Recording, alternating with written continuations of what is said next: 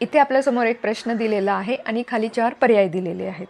प्रश्नात आपल्याला एक पदावली सोडवायला दिलेली आणि त्याची किंमत विचारलेली आहे. मग असे प्रश्न सोडवण्यासाठी आपल्याला कंचे भागू बेव हा नियम वापरावा लागतो.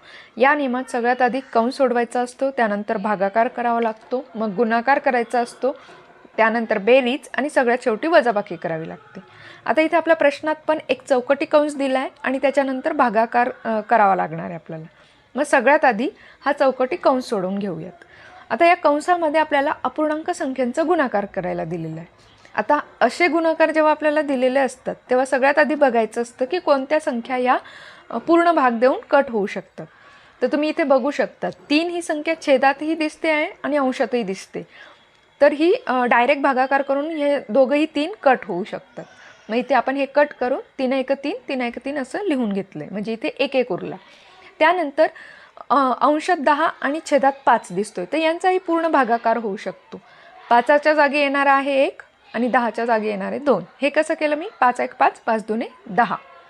इथे आपली पुढची पायरी येणार आहे 2/1 गुणिले 2/1 गुणिले 1/8 गुणिले 2.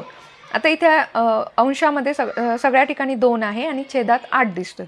या 8ला 2ने सहज भाग जाऊ शकतो. मग शेवटच्या 2ने मी याला भाग देते. बे 1 बे, बे चुक 8. आता इथे उरला 4. 4लाही 2ने भाग जातो. मग बे 1 बे, बे 2 4. आता इथे शेवटी 2 उरले आणि अंशातही 2 आहे, छेदातही 2 आहे. हे दोघंही 2 कट होतील, म्हणजे इथे उरणार आहे 1.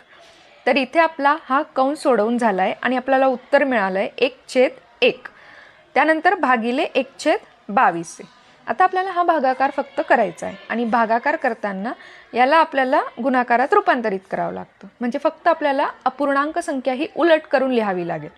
म्हणजे आपली पुढची पायरी येणार आहे 1/1 गुणिले 22/1 आणि हा गुणाकार आपल्याला करायचा आहे की जो सरळ गुणाकार आहे. तर इथे आपलं उत्तर येणार आहे 22. म्हणजे या प्रश्नाचं योग्य उत्तर आहे पर्याय क्रमांक 1.